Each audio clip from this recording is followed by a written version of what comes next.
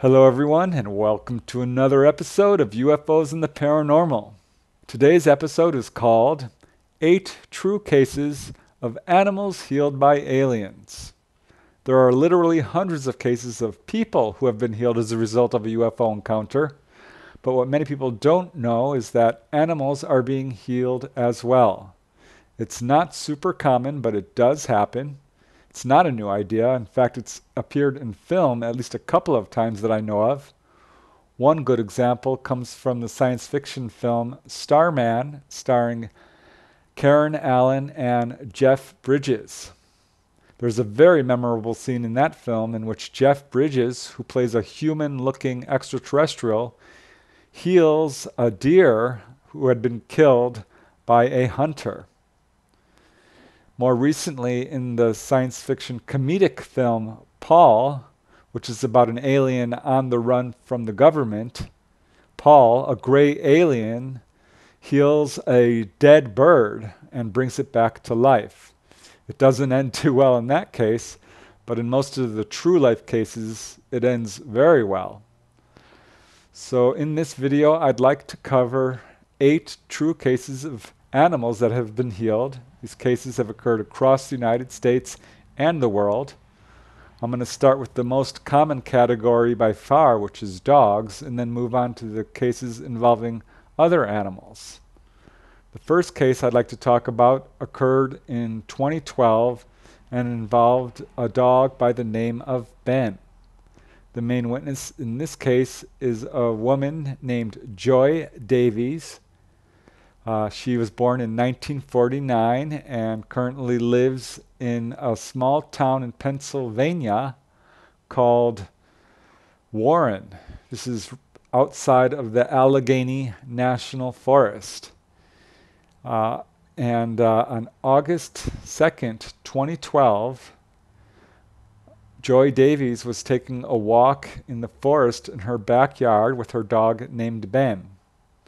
At the time, Joy suffered from pretty severe arthritis and had to take pills daily. Even with this medication, she wasn't able to be as active as she liked. But on August 2nd, 2012, she was taking a walk with her dog Ben when she came upon a group of figures in the forest. They were child-sized, but had very pale skin and were bald, no hair on their heads. They were smiling at her, and Joy heard a voice in her head telling her not to be afraid. As she says, "I wasn't scared at all. They were very polite, and I felt safe the whole time." There was a large, white, peanut-shaped craft sitting on the ground next to them.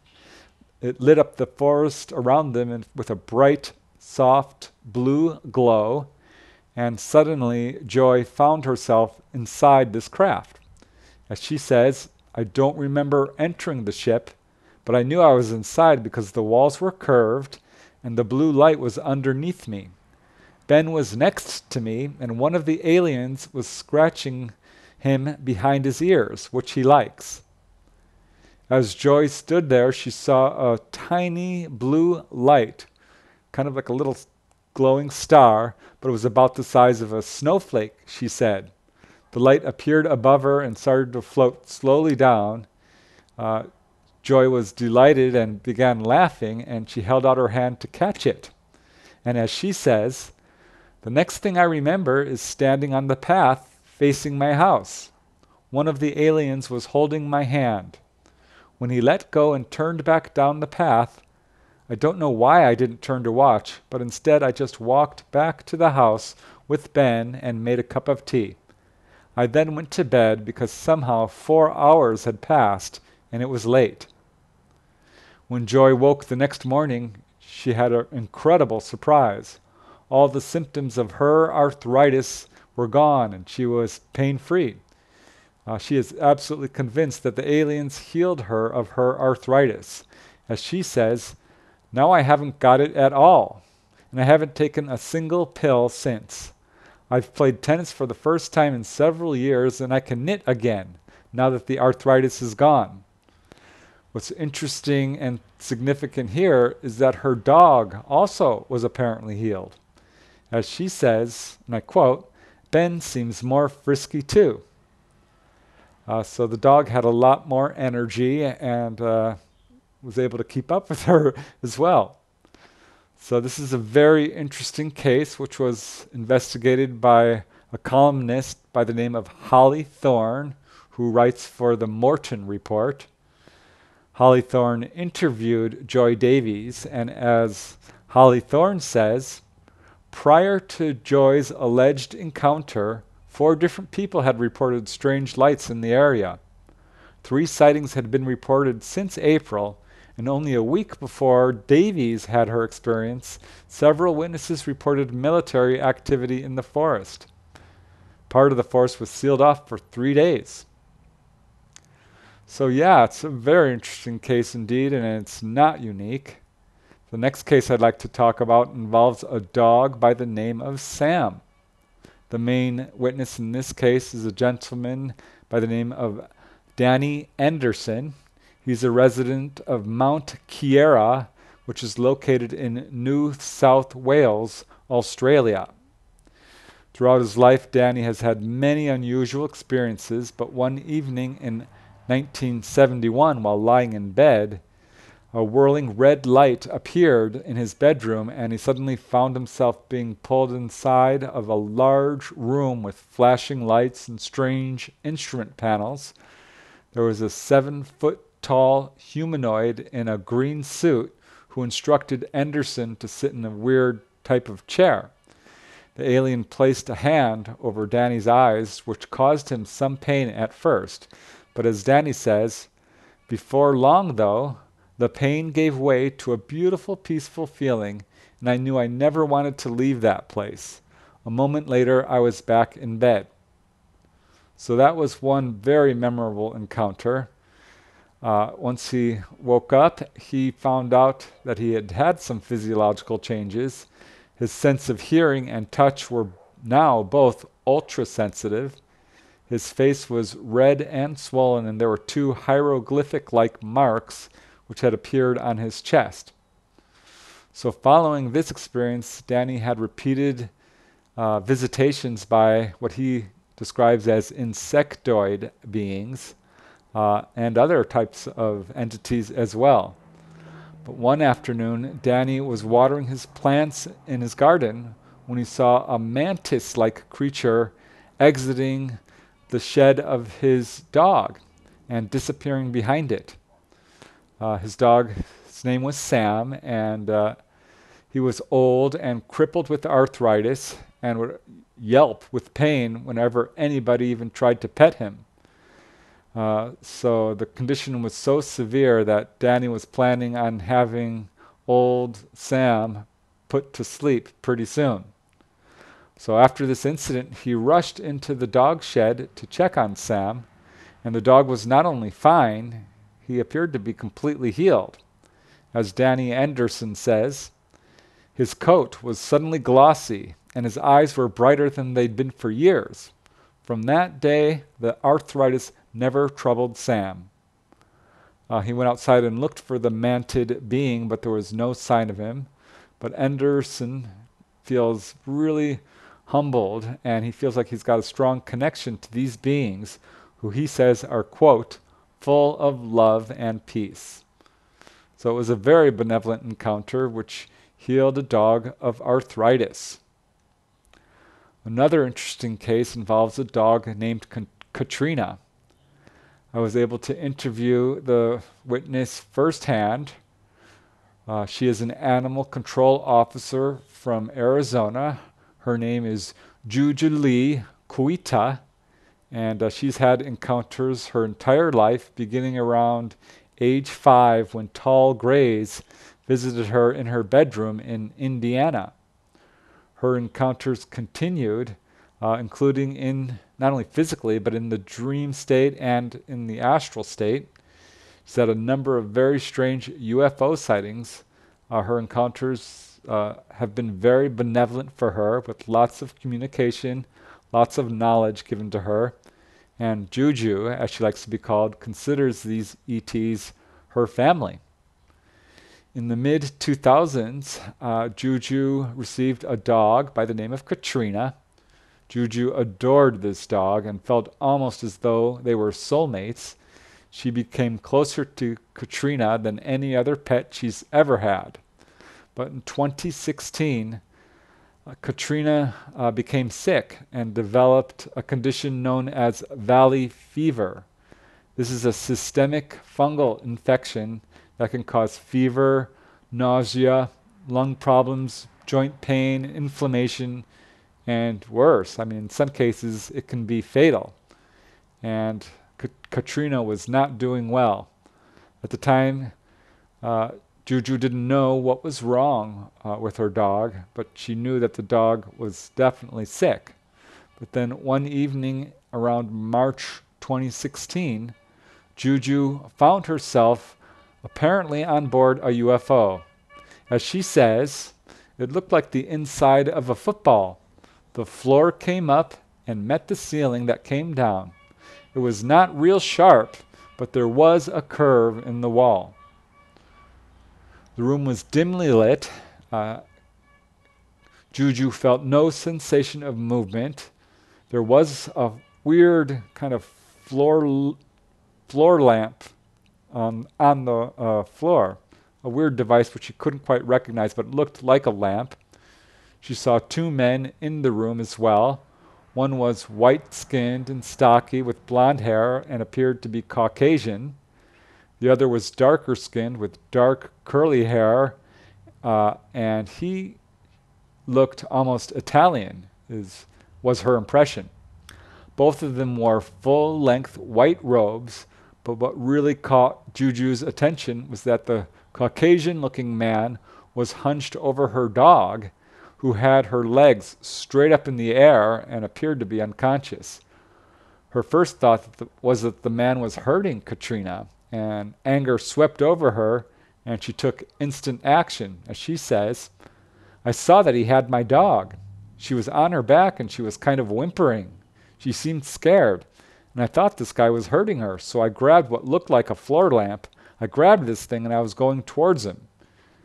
She was ready to knock these guys over with the lamp when the Italian man jumped in front of her and said, "Hold on. Please wait just 3 seconds." He spoke very peacefully and very calmly, and his tone calmed Juju down enough for her to realize that these were not people. These were ETs, and she was having a visitation. And she instantly felt like she could trust them. She looked down at her dog and was just absolutely amazed at what she saw. As she says, this guy was bringing his hand out of her chest, and she wasn't whimpering anymore. But it was like his fingers extended and were elongated and went actually through her body, and he was bringing them back out, and he did this really gently. The man bowed his head deferentially at Juju and allowed her to approach Katrina. As she says, I looked down and Katrina gets up. She just looks at me.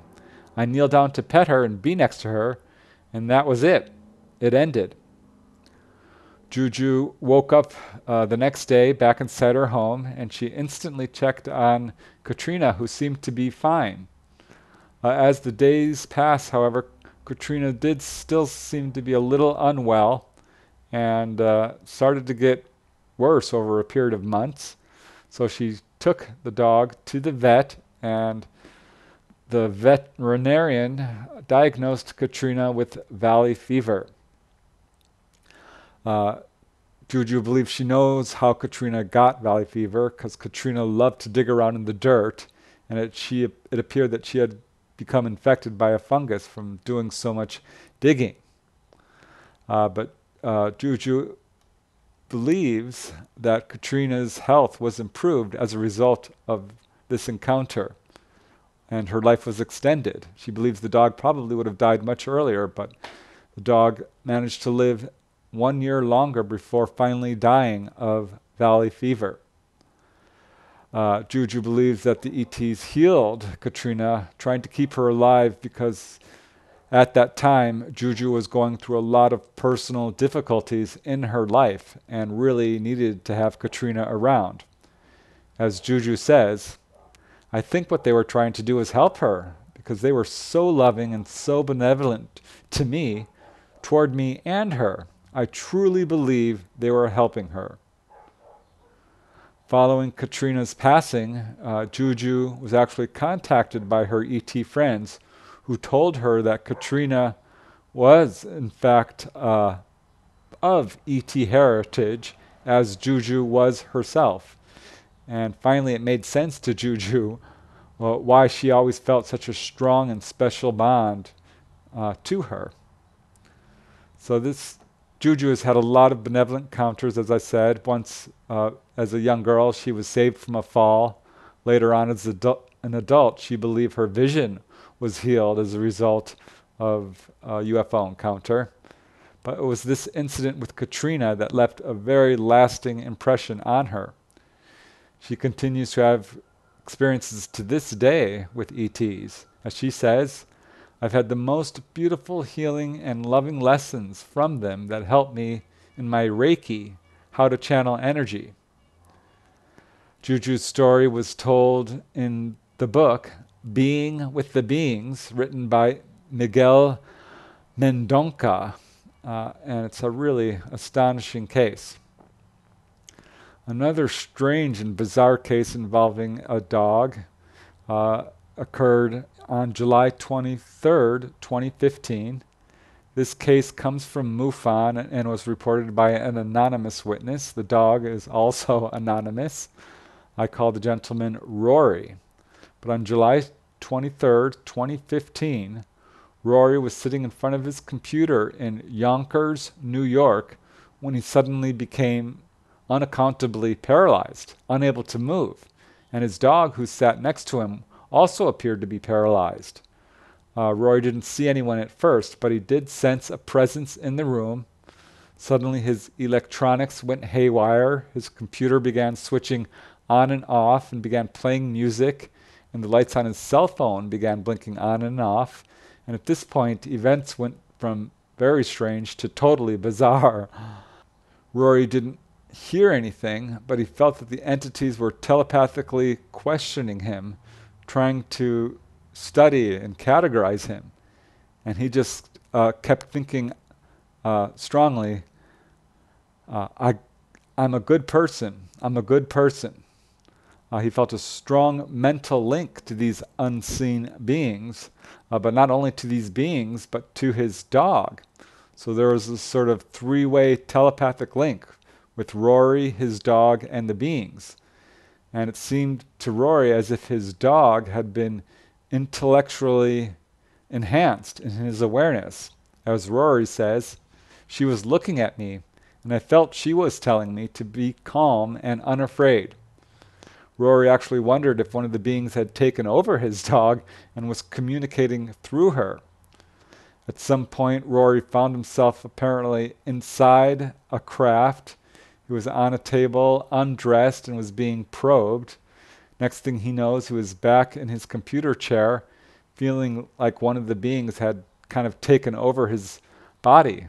This weird trance-like state ended, and outside Rory heard this pretty strong roaring sound. He ran outside and could hear this thing overhead. As he says, it was right above me, hovering loudly. It was no plane. He couldn't see anything. There was a pretty low level of clouds, but he could definitely hear this thing roaring and staying in place. It was very strange. And following this experience, Rory did notice some strange changes. He began to focus a lot mentally on really profound and esoteric subjects. As he says, I suddenly started thinking about the universe, creation, God, and seemed to have knowledge or a better understanding of ideas I had never thought about before, and a sense of how things came to be and what we are in the universe. And not only that, his dog also seemed to be more aware and smarter. Rory also noticed some physiological changes. As he says, the next day my health was extraordinarily great. No aches or pains with my arthritis. My diabetes was like it was not there. My sugar wouldn't raise no matter what I ate, and this was for about a week, like I just got diabetes. My energy and strength were incredible. And yeah, his dog was also altered in some way and seemed incredibly aware and intelligent. 3 days following this event, Rory was in bed with his dog when something very weird happened. As he says, I felt a sudden dread, like something altered in this time-space dimension, and they left. My dog went back to being a dog with less awareness. That's the best way I can explain it. I realized for the past 3 days she was more attentive and like a close friend. I know this is weird, but that's all I can say and remember. He now believes that these entities were interacting with him and his dog for about 3 days. As he says, these beings are dimensional travelers and are in our time. They made me aware that death is not the end, just different, and that we are made up of energy and have control of our environment. They were having fun with me and were just curious about my daily events. Overall, he feels like this was a very benevolent experience. As he says, I'm not afraid or confused about these events. I feel comforted with the new awareness about my life. It was a few months later, he was so impressed by this event that he finally reported his experience to MUFON, the Mutual UFO Network. Probably the ultimate case of a dog healing is one I've covered before, but I'll cover it here again. And it occurred to a gentleman by the name of Reynero Hernandez, who is an estate tax attorney from Miami, Florida. This was in 2012, and at the time, Ray considered himself a, quote, material rationalist. He did not believe in UFOs or anything paranormal. He scoffed at those who talked about such things. But on March 3rd, 2012, he had a very strange experience involving his wife and his dog, whose name was Nina. Nina was a 15-year-old Jack Russell Terrier, and she had become paralyzed. She had previously been very ill because of severe arthritis and a heart condition, but on March 3rd, 2012, suffered what their veterinarian, believed must have been a cerebral aneurysm because the dog was paralyzed. And they called the vet, and the veterinarian gave them the bad news and said, yeah, it's probably a cerebral aneurysm, and to please bring her in, and told them that likely she would have to be euthanized. Ray and his wife were devastated, and Ray's wife, who is a devout Catholic, prayed earnestly for angels to help Nina.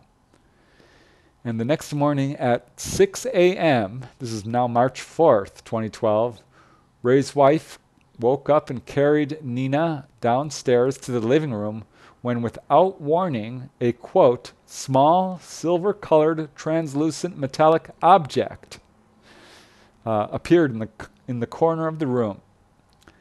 And Ray's wife believed her prayers had been answered, and she fell to her knees and began praying. She screamed for Ray to come downstairs, and when he didn't, she quickly ran back upstairs, pulled him out of bed, and dragged him downstairs and into the living room. Ray was absolutely shocked to see what looked like a, quote, plasma energy being. He apparently had a period of missing time, they all did, because the next thing Ray knew, 45 minutes had passed. As Ray says, I woke up 45 minutes later, where I found my wife celebrating in our living room, and Nina running around like she was a young puppy. Before this miraculous medical healing, Nina was not able to either run or jump because of her severe arthritis and heart condition. Now she was running around the house in joy, celebrating her new lease on life. Of course, Ray's wife was also overjoyed and told him that angels had cured their dog. For Ray, this was a mind-blowing experience which completely transformed his life. As he says, this experience felt like an atom bomb blew up in my brain, and I was in total shock and confusion. My wife did not know that she had disappeared for 45 minutes. She also did not see the energy being because she was taken before this plasma energy being appeared. It was a state of total chaos and celebration for the miraculous healing of our beloved Nina by what my wife perceived to be angelic intervention. So this changed Ray's life. He was absolutely shocked and began to do research into what might have happened to him. And after doing a lot of research, he came to the conclusion that this may have very well been a UFO encounter. And it wasn't long after this that both Ray and his wife experienced several close-up UFO sightings and other paranormal encounters. And in the space of a few months, Ray became completely transformed. His life took a left turn and he became inspired to do lots of research into UFOs. 1 year later, he became the co-founder of the Dr. Edgar Mitchell Foundation for research into extraterrestrial and extraordinary experiences, which at the time was titled FREE. And it led to him doing very substantial and pioneering work in the UFO field.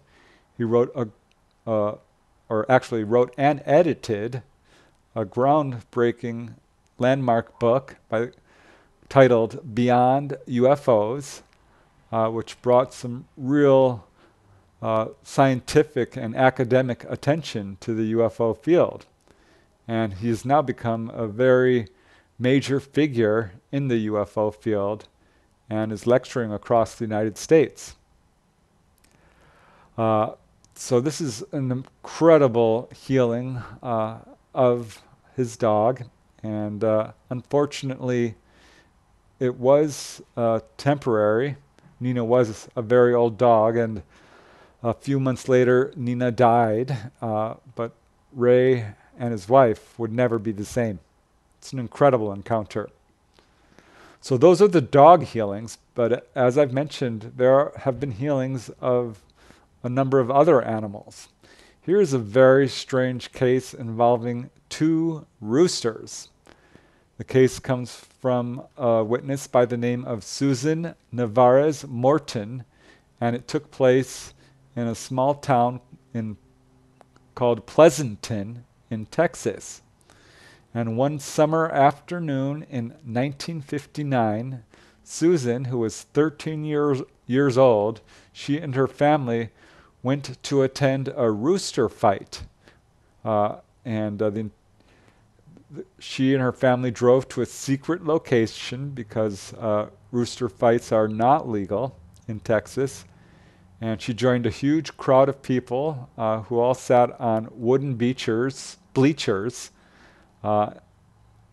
surrounding a little area where 2 roosters would fight. This would be a battle, Susan knew, to the death.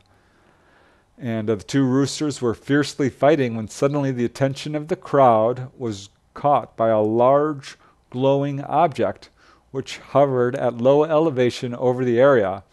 And without any warning, this object emitted 2 beams of light, which struck the roosters. Susan described the object as, quote, an enormous red globe with 2 shafts of white light inching down towards us. Everyone watched in total amazement as the beams of light targeted the 2 roosters, who were now lying on the ground nearly dead from their injuries. And this is when something truly incredible happened. As Susan says, and I quote, their small broken bodies glowed eerily for a few seconds. Then slowly they both got up on their little chicken feet and began strutting around with robust enthusiasm. At this point the crowd was extremely agitated. The object flew away. The beams of light retracted. The object changed from a red color to an orange and streaked away at high speed, and the two roosters now showed no trace at all of their former injuries. Needless to say, the fight was canceled and the whole event was dispersed and ended. But it's a very bizarre case involving what appears to be a UFO healing involving two roosters. And of course, there are other cases. The next case I'd like to talk about involves a horse named Daffodil. The main witness in this case is a gentleman by the name of Ivor Sercombe, who owned a farm near Devizes, England. On November 12, 1960, Ivor heard a voice in his head telling him to check on his horse, Daffodil. At the time, Daffodil was suffering from an illness in her hooves, so Ivor went outside to check Daffodil, who was in her stable, and as he walked towards the stables, he saw that there was a golden glow coming from the stable. And he entered the stable, and standing beside Daffodil was a 6-foot figure wearing a weird kind of sports jacket. And the figure spoke telepathically to Ivor, saying that he was a veterinarian and would cure the horse. This was no ordinary veterinarian, because in his hand he held a very strange-looking machine-type device, which looked semi-solid, semi-transparent. It reminded Ivor of a dental X-ray device. It had a central column with two arms projecting out on either side, at the end of which were metallic spheres. This strange 6-foot being moved the instrument along the horse's forelegs, focusing on the hooves, and at this point Ivor saw blue-purple sparks being emitted and felt a powerful electric force. This went on for about 15 minutes, at which point the visitor just gradually faded away and disappeared. Ivor was about to check on his horse when he heard a telepathic voice say clearly, "Leave the horse alone. There is nothing you can do." So Ivor returned to his home, but following this incident, the horse showed no signs of his hoof disease and experienced a full recovery. It's a very bizarre and incredible case. Probably my favorite case of an animal healing involves a gibbon, which is a small ape. This gibbon was named Sarah, and this case comes from a lady I interviewed personally. Her name is Dolly. Part of her story appears in my book, Onboard UFO Encounters. And like many contactees, or most perhaps, Dolly has a very strong affinity and love of animals. She worked for many years at a zoo, and one day while working at this zoo in Florida, she had a very unusual experience with this baby gibbon whose name was Sarah. And I'll just quote Dolly as she tells this story in her own words. So this is Dolly talking. As Dolly says, "Sarah was born early 2014, and as she grew up, she came to be in our zoo. When we had her about 5 days, I noticed that she was not eating right. She could barely take even an ounce of milk, and she was lethargic and sleeping, and I knew we were in trouble with her. So my cousin and I took her to the vet, whereupon he did blood testing and kept her overnight, and he let us know that she had leukemia, and she was in a lot of trouble. I was so despondent, and I freaked out, and I was praying as loudly as I could to anything and anyone who would hear me to help me with this baby. I couldn't handle losing this sweet little girl. She was so precious. The first thing that happened is we had to find her a full-blood sibling who might become a donor match for bone marrow for her. She had to be taken to Auburn in Alabama to the University Animal Hospital up there. They notified us of a time to come, and we prepared to get her up there after we found a full-blood sibling who also had to go with us. But an interesting thing happened while all this was going on. As I was praying and praying and praying and sending out message after message in my mind, please help me, we had a day where I had to go to Tampa to check something out. And when I was coming back, I was followed by a UFO. It followed me all the way back to the zoo. And all I kept thinking was, oh, please, let this be help. Let this be help.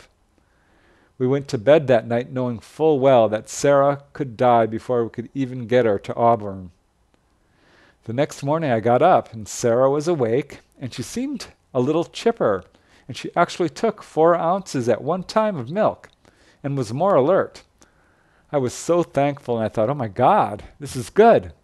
She's going to make this trip. Sarah was taken to Auburn University, and the first thing they noticed after doing all their blood tests was that her leukemia was calming down. She was doing much better. Tests were done between her and her sibling to see if he could be a full bone marrow donor for her.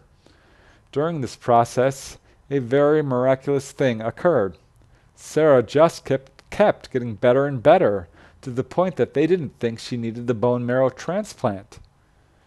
With her improvement, her miraculous improvement as a matter of fact, because they had never seen an animal do this before, we took her home knowing full well that it could turn sour again and that we'd still need her blood sibling. But we were willing to take the chance, so we took her home. Sarah did nothing but continue miraculously recovering every day, getting better and better. She grew up to be a giant, beautiful adult gibbon.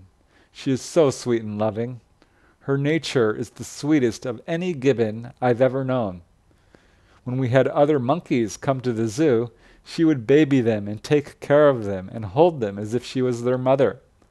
I know in my heart of heart that my ET friends helped her.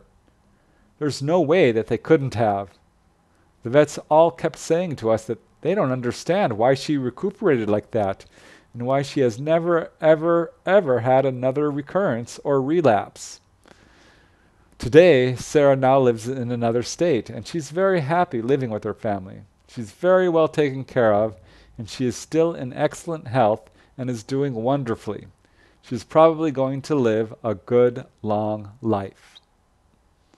So, wow, I mean, that's an incredible case in which a gibbon was cured of leukemia, and the doctors just could not figure it out.